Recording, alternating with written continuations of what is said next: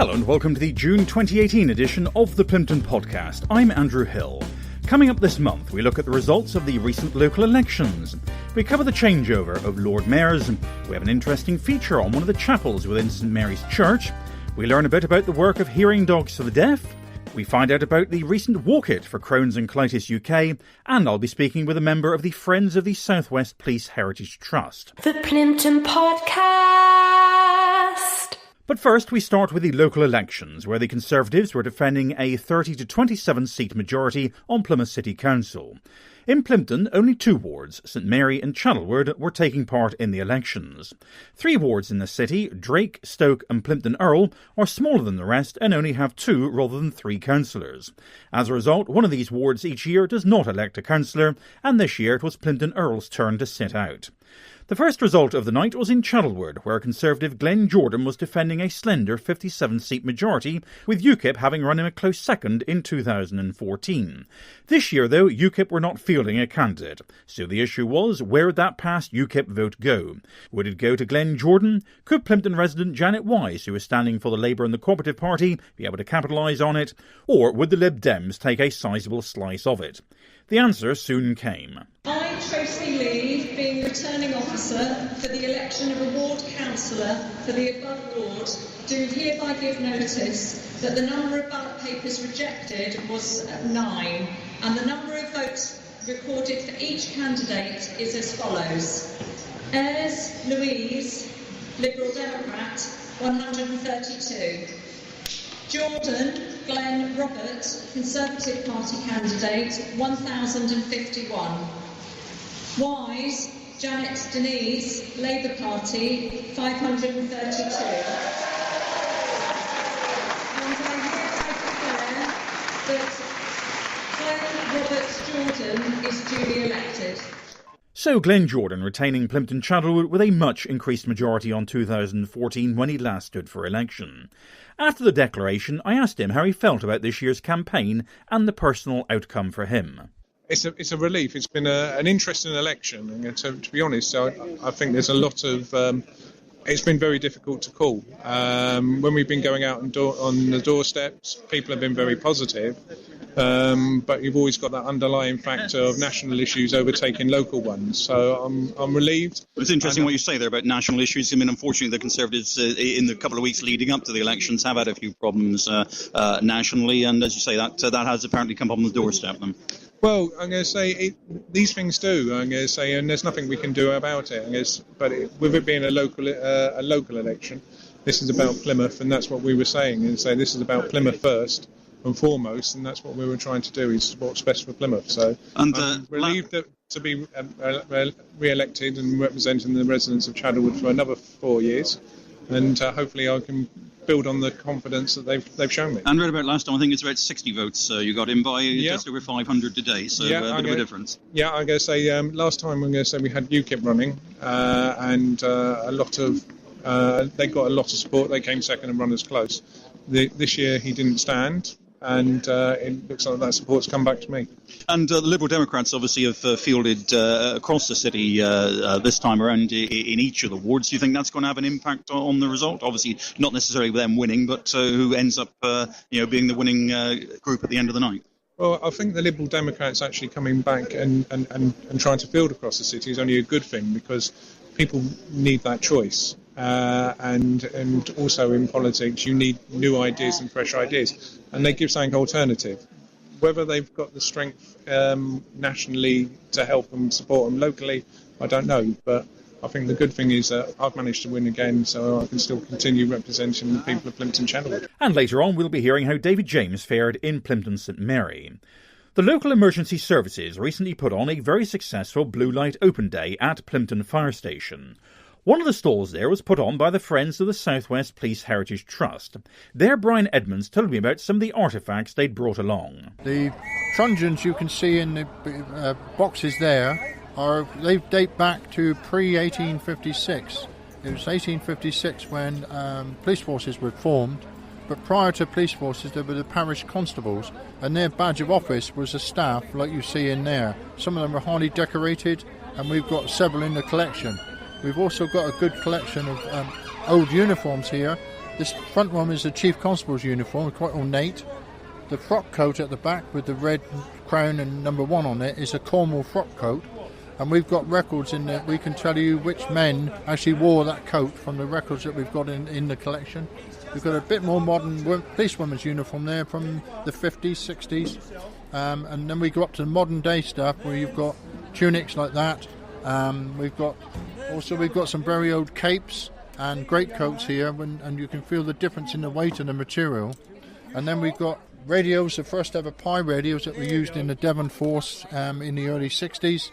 And then they moved on to a combined radio, this sort of thing. We can trace the growth of the radios in the Force. And we take this collection is excuse me, it was part of the Devon Constabulary. It's now part of a new trust that's been formed. And we was also a Friends group, and we were all members of the Friends group. And we've got the van, which was gifted to us by the Chief Constable.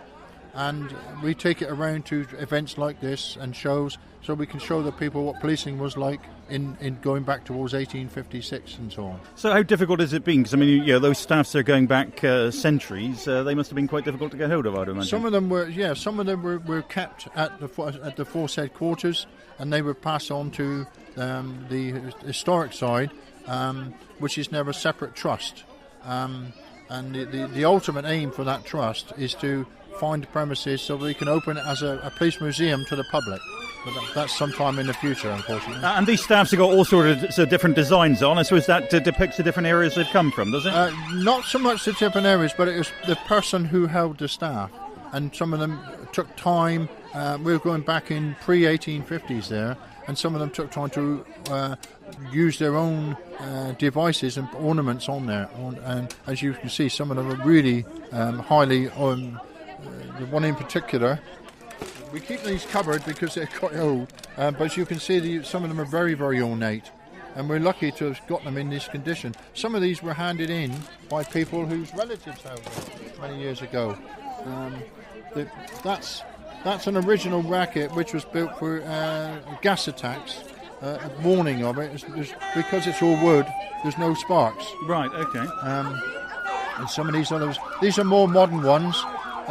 But they were all kept under control because that's probably the only one we've got of that as a policewoman's truncheon, which they kept in her handbags. Mm-hmm. But as you can see, it's quite a good collection. This is only a fraction of it, really. So with these staffs, do they actually walk around with it in their hands all the time? It was or would there more be of something? A badge of office, Mm-hmm. but yes, they did carry it with them because it was their authority. And if he went into his house, he would put it on the outside to show that he was in his house. Mm-hmm. But they were termed parish constables because prior to the 1850s, I'll show you a list of these are the separate police forces. Right, You'll okay. see a list of these are the parish and borough forces there were, and these were all amalgamated into the force. You'll look at that. Right, yeah. So we got like Okehampton, Dartmouth, Bradnich, quite a number of them in the old days before it became Devon and Cornwall. That's right. And then in 1966, it was amalgamated Devon and Exeter. So you had Cornwall, you had Cornwall County, you had Plymouth City, but Exeter City and Devon had amalgamated in 1966. Right. Then in 1967, Cornwall and Plymouth City were also brought into one big force, which is called Devon and Cornwall. Right. And that's where we are today. And there's some talk that maybe yet a bigger merger. Oh yeah, there is. There's possibility. It is already. There's a working relationship with Dorset. And who knows what's going to happen in the future. Plympton recently held a local history week as part of the month-long Plymouth History Festival. Plympton Priory and Plympton St Mary's Church opened for the event and had knowledgeable guides on hand. Roger Roos told me on a previous occasion about the historic links between the Priory and the church. There's a door called the priest door on the other side of the church, the south side of the church, and that was where the priest would come in from the Priory to take services in the church. This St Catherine's Chapel, one of the most important features here is the tomb of Richard Strode. He was an MP, and he was one of the most things he was most famous for was that he introduced a law in Parliament to limit the mining of tin on Dartmoor, and people here took exception to it, and he was actually arrested and imprisoned in Lidford prison, but eventually released, and he was when he went back to Parliament, he got the a sort of privilege, I think, that what MPs did there, he couldn't be arrested in common law outside. So his remains are in this tomb, are they? Yes, that's right, and that's obviously a statue of him there. And this is the same person that Strode Road is named after, presumably, isn't it? It is, yes, yeah. He died in 1461, and it's a very intricate memorial. There's a couple of monks, a priest, St. Paul with his sword, St. Catherine, on whom the chapel is named, with a book and a sword, an emblem of the Trinity, St. Mary and Holy Child, and St. John with a chalice. So this is, we often use this chapel for small services, communions and so on during the week. Yeah, so it's seating areas, about a couple of dozen, or not quite as many as that? Yeah, I would say about 20 to 30, yes. Yeah. And if you go over to our Facebook page at facebook.com/Plympton Podcast, you'll see a lot more coverage of the recent History Week. In an ancient stunnery town, with programmes just for you, the Plympton Podcast. Armed Forces Day. Why support it? My dad is my inspiration to support Armed Forces Day. He gave so much to the country. There are people that put the country before themselves to secure our freedom. As a United Kingdom, I think we've got amazing armed forces. I'm supporting Armed Forces Day because of the sacrifice they make to protect our country. Armed Forces Day is on Saturday, the 30th of June. Show your support by saluting our forces at an event near you. Visit armedforcesday.org.uk. If you see somebody showing any of the signs of a stroke, you don't have to think about it, you just dial 999. Use the FAST test. F. Face. Has their face fallen on one side? Can they smile? A. Arms. Can they raise both arms and keep them there? S. Speech. Is their speech slurred? T. Time. Time to call 999 if you see any one of these signs.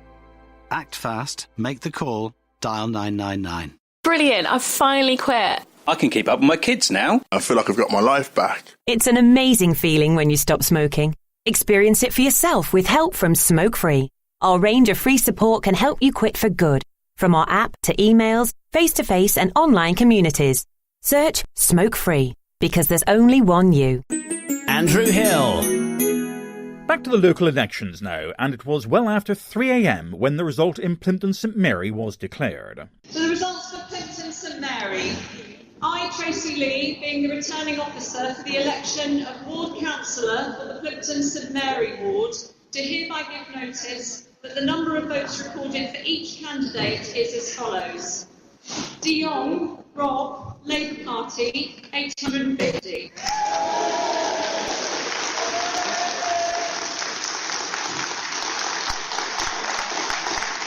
Paul Jeffrey, Liberal Democrat, 241. James David John, Conservative Party candidate, 2,600. So Conservative attention. 17. David James retains the seat for the Conservatives. John James is duly elected. I must admit, this is a bit of a surprise for me, I have to say. I would like to thank all the residents in St Mary for their support and trust in me and voting me today. Really appreciate that. I've been with them for 18 years now and tried to support them to the best of my ability, and will continue to do so for the next 4 years. I also like to thank the returning officer and all the staff for all the hard work they put in to making this election smooth and reliable. So I appreciate that. Thank you very much indeed, Tracy. I would like to thank my ward councillors, Councillor Andre Leverage, my daughter, my beloved daughter. Thank you for being there for me, stepping away all the time, even by my side. She's now my official carer, it's not and also Councillor Patrick Nicholson, He's my agent. He's been a shining light in this campaign for me. But above all, Patrick, I really appreciate our friendship over the years. Thank you for that. I really appreciate it. I'd like to thank all the army of support I've had during this campaign. They've been out there knocking on doors, trampling the sheep, putting out leaflets for us. I really appreciate all the work they've done. Without them, I'm not sure I would have got this far. And I'd also like to thank again the people of St Mary's for all the support they've given me over the years. And I can tell them from my own heart that I will do the best I can and use the best of my ability to support them over the next 4 years. Thank you. While it was a satisfactory night for the Conservatives in Plympton and Plymstock, they suffered defeats in Drake, Ham, Honnicknoll and Peveril, leaving Labour the new ruling party with a 31 to 26 seat majority. Conservative group leader Ian Boyer conceded it had not been a good night for his party. Yes, disappointing. Obviously, an outcome we wouldn't have obviously wanted. But this is politics. Elections inevitably generate winners and losers, and you can't win every election you go into. I learned that lesson a long time ago. But we will stay positive. We will rebuild. I've been delighted to see that we've had two ladies join us as councillors, Conservative councillors. That enables us to spread the appeal of the group. We've got 2 more ladies. So there's a foundation upon which we can build to take forward and rebuild and regenerate, and then we'll be back fighting, as always, at the next election. And I suppose, although on a personal level you've increased your own majority in Eggbuckland, you must be disappointed for your colleagues such as Steve Ricketts and John Riley, who held cabinet posts, and Martin Leaves in Peveril. Yeah, I'm disappointed for any of our colleagues, obviously, that are unsuccessful. I know from personal experience, I've won and I've lost at local elections, so I know what it feels like.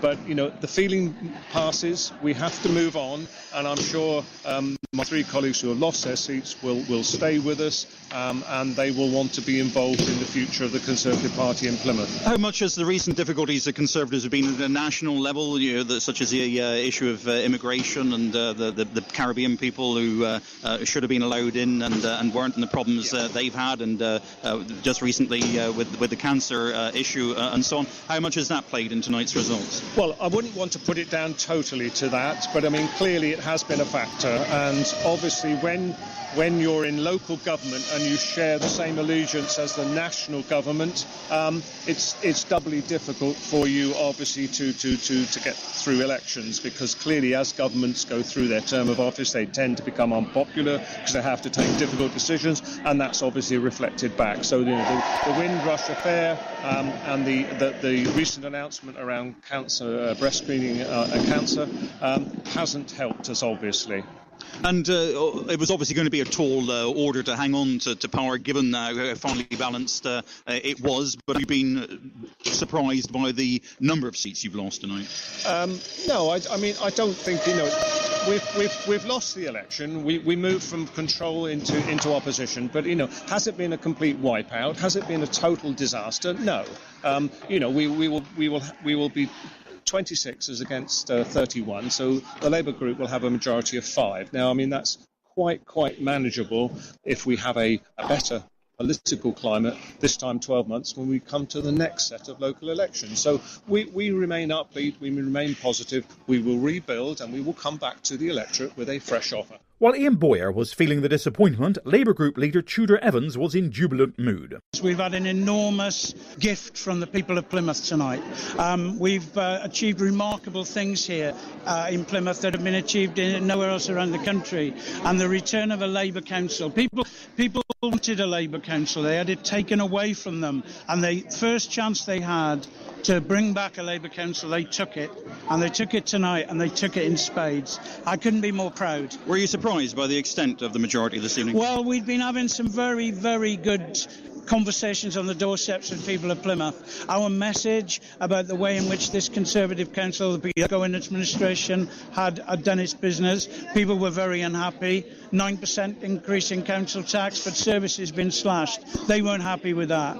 And we now have a big job of work to do in restoring trust in public services in Plymouth again, and that we will do. A number of your colleagues were commenting upon the issue of refuse collections and the 2 weekly system. What is your party going to do? Well, we were very clear in our manifesto that we would be looking at trialling food waste collection, a weekly service, and also having a look at home composting, which the last time the council pushed it, the public took to with gusto. So we are hopeful that there are solutions to this problem, and we're looking to best practice around the country to bring it in. So that was one of a number of things that people were fed up about, and we're gonna deliver. Don't you worry about that. We've got 100 pledges, and we plan to implement every single one of them. May is the month when Plymouth's new Lord Mayor is chosen. This year, Sam Davey has been chosen for the top civic role. In the changeover ceremony at the Guildhall, it fell to Councillor Dave Downey to propose a vote of thanks to the outgoing Lord Mayor and her deputy. My Lord Mayor, Deputy Lieutenant of Devon, Honorary Recorder of Plymouth, Honorary Freeman and Honorary Alderman of the City of Plymouth, members of the City Council, distinguished guests, ladies and gentlemen and young people. This past civic year has seen the Lord Mayor and her deputy, alongside their consorts, undertake in excess of 400 engagements across the city. These have ranged from small functions to large ceremonial events, but all have equal importance to the citizens of Plymouth and were treated as such by the office holders. We had the royal visit in March of this year, and I'm told, Wendy, Her Majesty was very excited at the prospect of meeting you. Wendy, I know this has been a very fulfilling year for you in many ways. You've been able to satisfy your love for music with invitations to the joint school choirs of Plymouth, Massachusetts, and our own great city of Plymouth. The performance was held here in the Guildhall, with the schools from both sides of the Atlantic rehearsing separately and coming together a short time before the concert.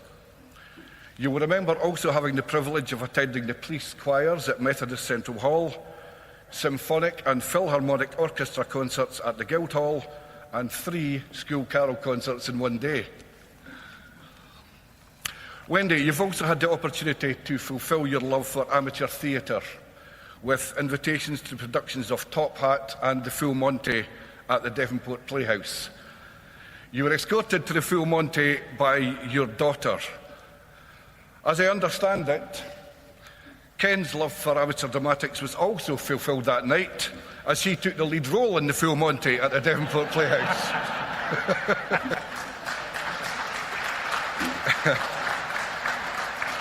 And did it very well, I'm assured. Wendy, your love of children has been a recurring theme, and you've had the pleasure of meeting hundreds of our young people over the past year, giving out awards at swimming events at the Life Centre, prizes for decorated sponges, painting and photography, winners of competitions and reading stories at World Book Week. You reminded me of your favourite occasion at Ford Primary School, where you chose the book 10 Fat Sausages. Nothing to do with the Full Monty. That's an ad-lib. You read this to the children and managed to put all of the pops and bangs in the correct places. The excitement and the joy on the faces of the 4-year-olds when they joined in with your pops and bangs gives you such great pleasure. You say that for a short time you felt like a 4-year-old yourself and had an absolutely wonderful time. Although it was tinged with a certain melancholy when you wondered if maybe you should have chosen a teaching career all those years ago. But Wendy, if you had, things may have been so different now, and you may not have been bowing out in style as a Lord Mayor of Plymouth. Wendy, I've been privileged to attend some of the functions that you attended whilst you were carrying out your duties. From the first day to the last, you undertook your duties with pride, with confidence and an understanding of the occasion. Just last week, I attended the Tamerton Foley May Carnival, which you opened. This would have been one of your last official engagements, and yet you approached it as if it were your first. Processing down to the field behind the marching band, and then spending hours meeting and talking with the many hundreds who attended. ably assisted, as always, by Ken. It was wonderful, Wendy, to see the smiles on the faces of the young people who you engaged with, and it is this which, for me, has been a highlight of your time as Lord Mayor. You truly are a people person, and you have brought much happiness to many citizens over the year with your outgoing personality and the way that you instantly build rapport with people, especially our young people. Wendy, my personal thanks go out to you, and I move that the Council accords to Councillor Wendy Foster the sincere thanks of the citizens of Plymouth for the invaluable services she has rendered to the city as Lord Mayor since May 2017, and for the able manner in which she has presided over the deliberations of the Council during that period. The Council also expresses its indebtedness to Councillor Nick Kelly for his diligent and efficient discharge of the duties of Deputy Lord Mayor, and to Councillor Ken Foster as the Lord Mayor's consort, and to Mrs Helen Kelly as Deputy Lady Mayoress, who have supported them during their year in office. Thank you.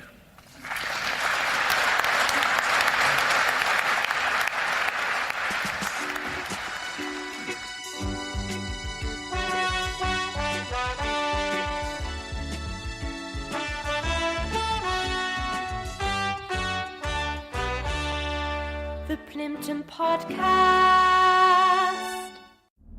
You probably think you're pretty good at multitasking behind the wheel. I mean, you have to multitask to drive. So what's wrong with checking your phone? The thing is, your brain simply doesn't work that way. Even a quick look at the message, or firing off a quick reply, affects your concentration and makes you less able to react to hazards. If you use a mobile phone while driving, you're 4 times more likely to crash. Think. Put your phone away. Armed Forces Day. Why support it? They're the people that put the country before themselves. Because of the sacrifice they make to protect our country. Armed Forces Day is on Saturday the 30th of June. Show your support by saluting our forces at an event near you. Visit armedforcesday.org.uk. How does it feel when you stop smoking? Brilliant, I've finally quit. It feels good. I was so proud of myself. I can keep up with my kids now. I feel a lot richer. I just feel fitter and healthier. I feel like I've got my life back. It's an amazing feeling when you stop smoking. Experience it for yourself with help from Smoke Free. Our range of free support can help you quit for good, from our app to emails, face-to-face and online communities. Search Smoke Free, because there's only one you. The Plympton Podcast. Back now to the recent Blue Light Open Day as we find out about some more of the historic artefacts which were on display. And what we're stood next to now is a bit like a Doctor Who TARDIS. What's the history of this one? This was made, this is a replica of a police box which was used mainly in city forces, which was the blue light on the top would light up when the phone was, if they wanted to get all the policemen before radios, they would either have to go looking for him, but in some city forces they use this sort of thing. There'd be a box, a lot bigger than this, it's just a replica, and there was a blue light on the top, and if they wanted to get a message to the policeman, who didn't before radios, they would ring the phone and it would set the blue light off. So if he on his beat, he would see the blue light and go back and answer the phone. But this is a replica. We were very lucky when we set the Friends group up. One of our friends, who's unfortunately doesn't belong to it anymore, he's just retired, he was a professional model maker, and he made this. He made some other bits and pieces which we haven't got with us today, but model lamps and so on. A very gifted person. And all this breaks apart into 4 pieces and a roof, and we can put it up in about 10 minutes. And there's a little door that people can open up, and that's where they access the telephone to alert the police. Yes, yeah, and also on the original ones, you also had this small door, which built into there would have been a phone that the public could use. Yeah. Which in effect wasn't a phone; it went straight back to the police headquarters. So this was long before the mobile phones, and even when many people didn't have landlines. Way before those. And do I gather this? You sort of double up as a cell? Some of the ones in the county, in the city forces, were quite big buildings, and within inside those there would have been a small lockup. So if they had a problem, they put the man in a lockup and call for further assistance, or perhaps a vehicle to take him back to the headquarters. And didn't there used to be something like this up on the Hoe at some stage? I think there was on the Hoe, yeah. I don't know the size of that one, but there was certainly one in Exeter, on the bridge in Exeter there was a police box. Not this style, it was different than this. These are the Pi radios. These came into force in the Devon Force. These were the first radios that we ever had, and they came into in the early 60s when there was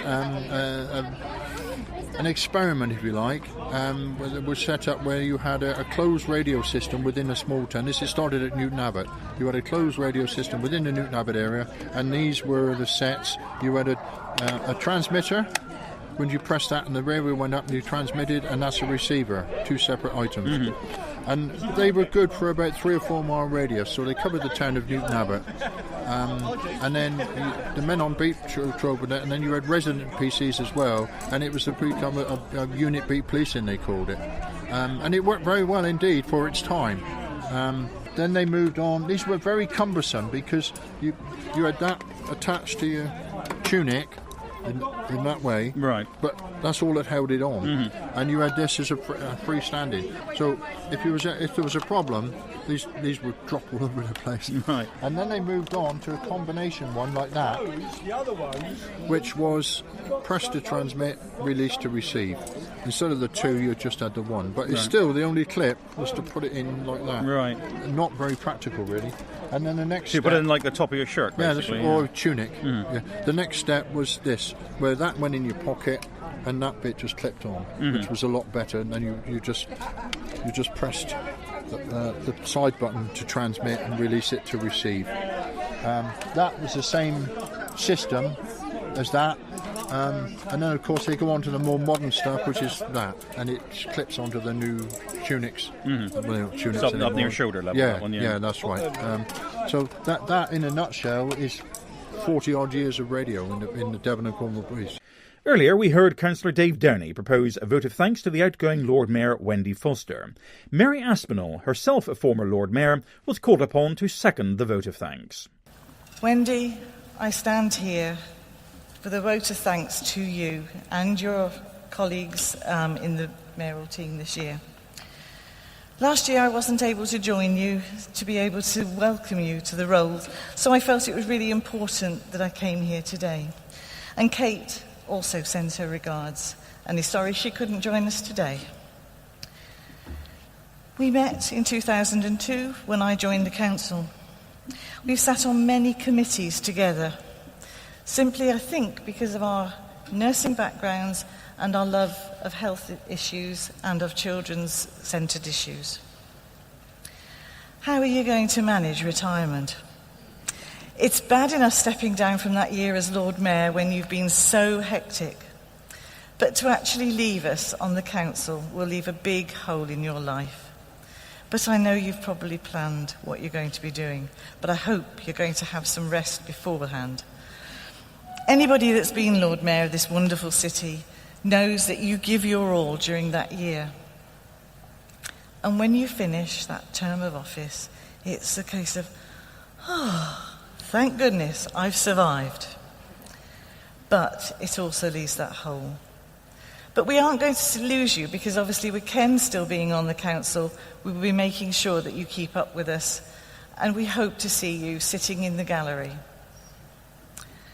But one thing I'm sure you will not miss is somebody standing up and going, "Point of order!"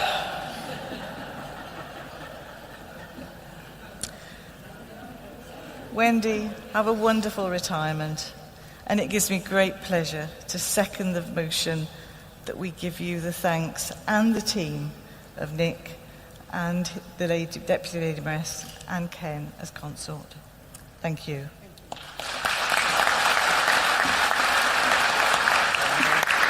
Last month, Crohns and Colitis UK staged a walk-it event. Keith Jolly went along to find out more. Well, speaking as somebody who comes from Plymouth, there can't be any better place to be today than up on the Hoe because it's absolutely glorious. And I'm speaking to somebody who doesn't come from Plymouth, Juliet Chambers, because you're from London. I am indeed, yes, from London, and I've come down today with the charity Crohns and Colitis UK. We're here today to do one of our 5 and 10k walks in this beautiful scenery.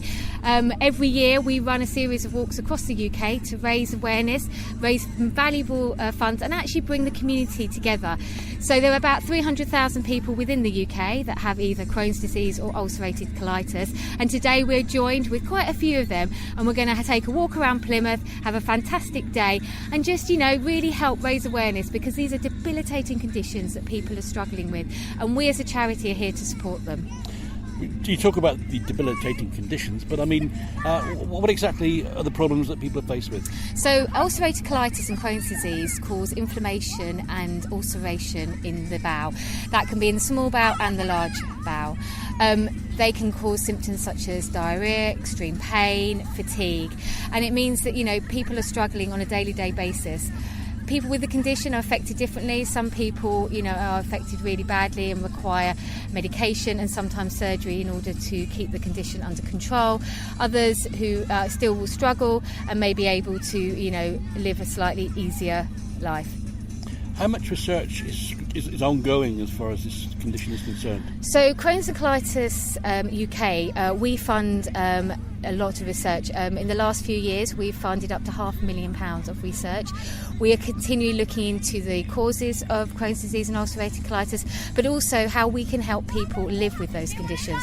Currently there is no cure, so we are investing money in supporting those people who have these lifelong conditions and how they can live better.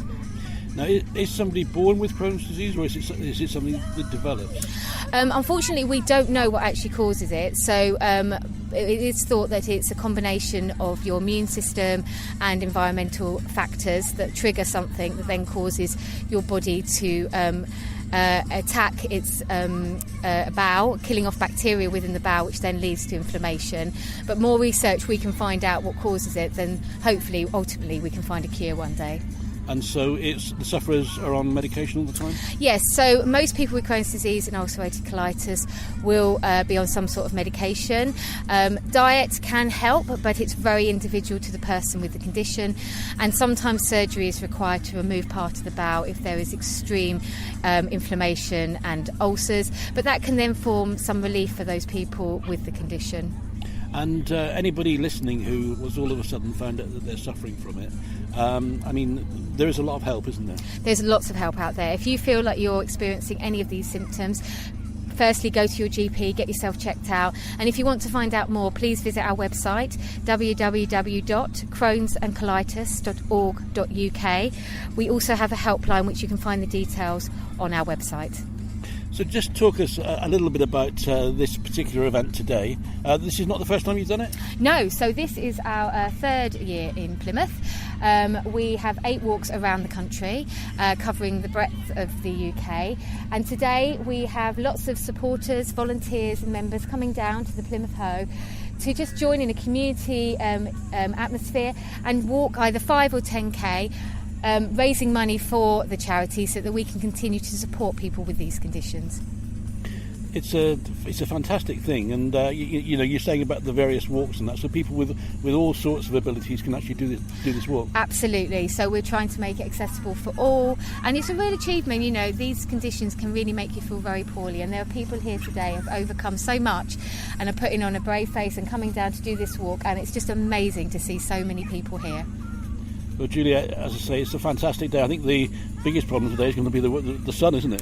Well, it's definitely a hot one, so we'll be supplying plenty of water and getting everyone to put sun cream on. I presume also that is something that that also people have to do as well, and that is make sure they have plenty of water. Absolutely, yeah, and we've got lots of water down here today, so we want to make sure everybody's hydrated and just has a fantastic day.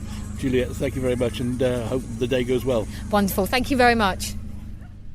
Back for the final time now to the Blue Light Open Day, which took place at Plympton Fire Station. And this time we start off by hearing about old handcuffs. Yeah, we got the original handcuffs, which had a screw to undo them and do them up. Let me just get a pair a minute. Oh, no, No, that doesn't. These are what they call D cuffs, for obvious reasons.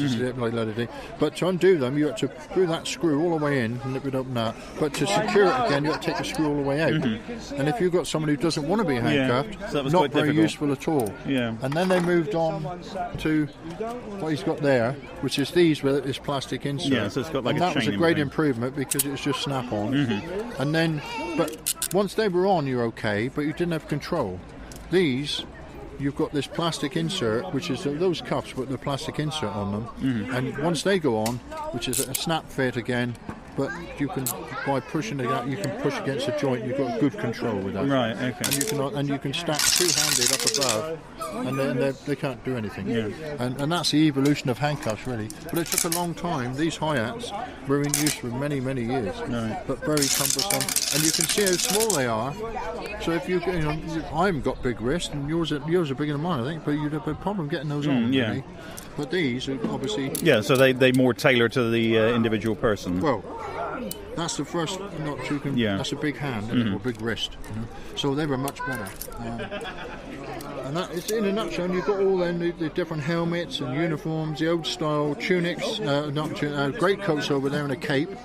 I mean, these tunics are quite heavy. So, I mean, did they wear them all year round, regardless of the weather? Or the men did, yeah. That frock coat, that would have been worn all the time, yeah. But this was a ceremonial outfit for the chief constable. That wouldn't have been worn all the time. But that frock coat, which is very similar material to what this greatcoat is down here. But the tunics were made out of similar material to that. But the greatcoat and the cape itself was one of you. It was totally impervious to water. It just used to drop off the water, but very heavy. Yeah, you know. Yeah. So lovely in the winter, but on a day like this, and you see the Bobby's going round it. We brought a set down for him, and he's walking around here. Someone he's wearing it, and he's getting to the stage where he's thinking, "I've had enough of this. I don't want to try it anymore. It's too hot." Or as he stands in the shade. Yeah, that's but right. Also here we got various different police badges. What are these on in this display here? There are a few badges that were put together from the constituent forces. You've got the Cornwall County. That's Devon and Cornwall. That's Penzance Borough Police. See some of these old forces. Plymouth City. That's Devon Constabulary on its own. So that's just some of the plaques that were in the constituent forces, which now make up the Devon and Cornwall Police. Yeah. So, I mean, if there's anyone who perhaps got relatives who were in the police force years ago and they come across artefacts that they want to get rid of and they might want to donate them to you, or if they want to book you to come to an event, how can they get in touch? If they contact their local police station, if they want to hand anything in to the collection, they can just go take it into their local police station and ask them to forward it on to the Force Museum, which everybody knows where it is. It's at Oakhampton Police Station, and any police station, they'll put it through the internal post system and it will get to us. Right. Okay, well, Brian, thanks very much indeed. That's been very interesting, and thanks for telling us about this collection. Right. Thank you. Just for you, the Plympton Podcast. I love my brother. We do fun things like playing together. I like having hugs with Freddie. Freddie gives the best hugs. Freddie used to be very poorly, and the doctor said he might need a new liver. Then one day, a very nice person gave their liver to Freddie. It was amazing. We were so happy. Now he's around to give me more hugs than ever. Tell your family you want to save lives. To find out more, visit organdonation.nhs.uk. Armed Forces Day is on Saturday the 30th of June. Show your support by saluting our forces at an event near you. Visit armedforcesday.org.uk. This message isn't aimed at you. You know that on a motorway, a red X above any lane means that you can't drive in it and could be prosecuted if you do. But apparently, there are some drivers who don't realise this and are a danger to themselves and to other road users. So those drivers do need to know that a red X above any lane means that the lane may be blocked by a broken down vehicle, emergency services or road workers. For more details, they should search online for smart motorways and never drive in any lane with a red X above it. Andrew Hill. For Wendy Foster, the next few months are likely to be rather more relaxed than those which have gone before, because not only has she finished her term as Lord Mayor, but she has also retired as a local councillor. She summed up her year in a speech at the Guildhall. It has been a great honour and privilege to serve the City of Plymouth as its Lord Mayor for the past year. and as a Plymstock Radford ward councillor for 18 years until my retirement 2 weeks ago. I would like to thank the electorate of Radford who returned me to represent them for all these years. Being Lord Mayor has been a wonderful experience, meeting people from all walks of life, many having performed the most incredible acts of bravery, and to whom I have presented awards at police and other ceremonies, and meeting volunteers at Derriford Hospital, helping in all departments, providing support to patients and staff. As a former nurse, I know how valuable this help can be. There are also those who provide services not so well recognised. The freewheelers, motorcyclists who transport blood and organs for transplant at short notice between hospitals without any help from the NHS. Their dedication gives a chance of life to those who might otherwise die. Last August, we waved off the coach taking the Special Olympic team of athletes to compete with other cities in Sheffield. They were all excited but worried that they wouldn't perform well. But I'm proud to say they returned with gold, silver and bronze medals, a credit to Plymouth. This has been a year of centenary events. The last memorable being the 1914-18 First World War, and the poppy wave display at the Royal Naval Memorial on the Hoe. The sight of poppies cascading down the side of the memorial at night brought shivers to my spine, thinking of how many lives have been lost through war. But nevertheless, it was a beautiful tribute to those who had fallen. The poppy wave remained in place until after the remembrance service, when I had to give a small speech at its conclusion, when I recalled my childhood experience of living through the war years. These memories never fade. Holocaust Memorial Day and the service at the Piazza and walking to the Peace Garden by the Hoe was very emotional this year, with the passing of Solly Irvin, who, as a survivor of the Holocaust, gave talks to schools of the atrocities suffered by the Jewish people and others. An olive tree is planted there in his memory. It has also been a year of celebrations, as I have attended 100, 103, and even 104-year-old birthday parties. But, and also I gave, I'm going to say Christmas cards, 100 birthday cards from the Queen. But unfortunately, the others had to wait until they're 105 before they receive a card. I did meet Her Majesty the Queen in March this year at North Road Station when she arrived to decommission HMS Ocean, and I had the privilege of welcoming Her Majesty to our city. I've also been introduced to Her Royal Highness the Princess Royal on 3 occasions in my year. These occasions will always be special to me. Very hard-working members of the royal family, both of them. I was reminded of how fortunate I am to be here speaking to you today of my year as Lord Mayor, when I welcomed the Soroptimist International to the Council House, with 100 ladies who represented the 100 years since the suffragists, through perseverance, and the suffragettes, who suffered barbaric treatment, who gave us and hoped to get for us, or did get eventually, the vote for women. I wouldn't be here, and the female councillors wouldn't be here if it hadn't been for them, and I certainly wouldn't be Lord Mayor.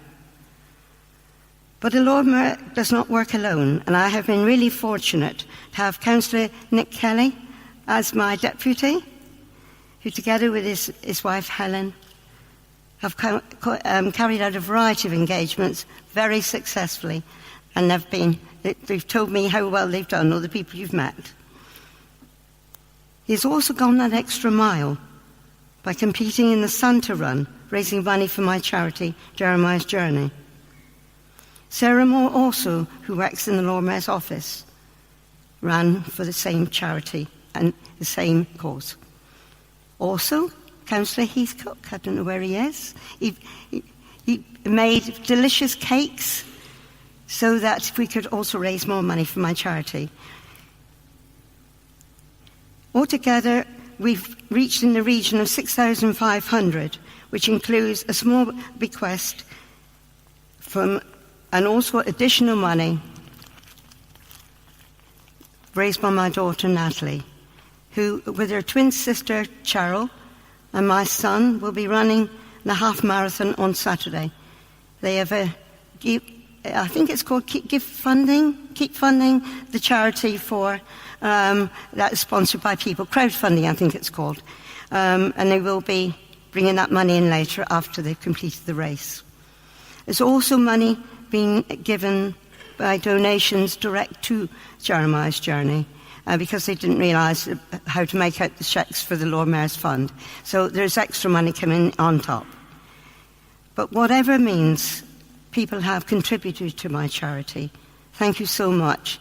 It all goes into the same pot to help those children who've lost a parent or a loved one, and it makes life a little more bearable for them to cope.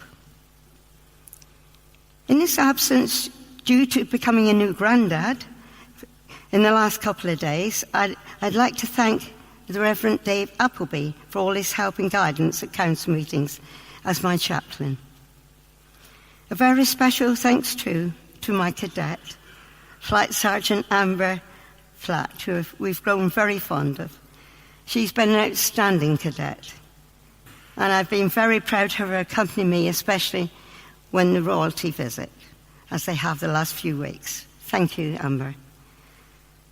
But I would not get very far without the two mace bearers and chauffeurs, Steve and Kevin, who have looked after me so well this year. Thank you both. A big thank you also to the staff in the Lord Mayor's office, especially Elizabeth and Sarah, together with Kate and Sophie, who have all worked so tirelessly to ensure that the Lord Mayor's acquires all the necessary paperwork, all the information before they go out on engagement. Thank you all. But last but not least, to my family, a massive thank you for help with my charity fundraising. And this bit is new to Ken. My husband and consort Ken, who has been with me for the past 36 years, and who I hope, God willing, will be with me for many more years. Sorry about that. I couldn't have done it without you. In conclusion, I wish Lord Mayor Councillor Sam Davey a very enjoyable year, a very successful year. Enjoy every minute, make the most of it, and thank you everyone for all your help. Thank you. During Plympton's May Fair last month, Hearing Dogs for the Deaf brought along a couple of their dogs, and a representative told the onlooking audience more about what the charity does and how their dogs are trained.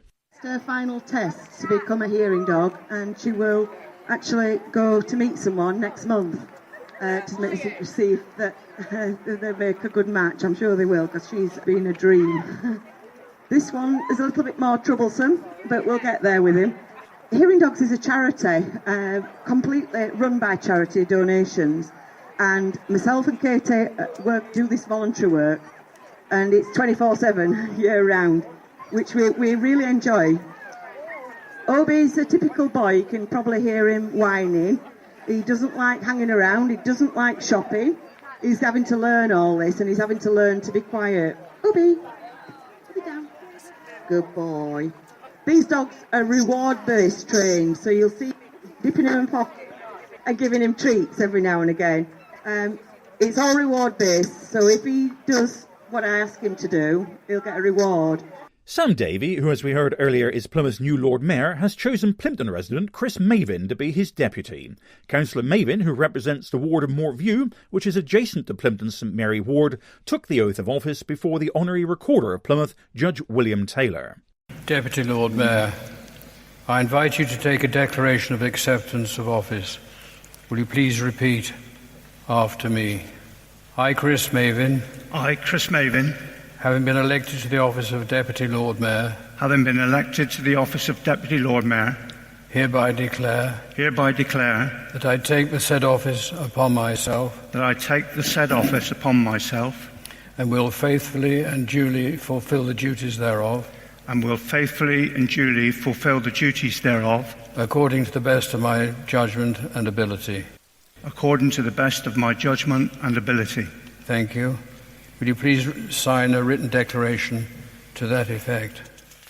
And alas, another edition of the Plympton Podcast comes to an end. Hope you've enjoyed this month's content.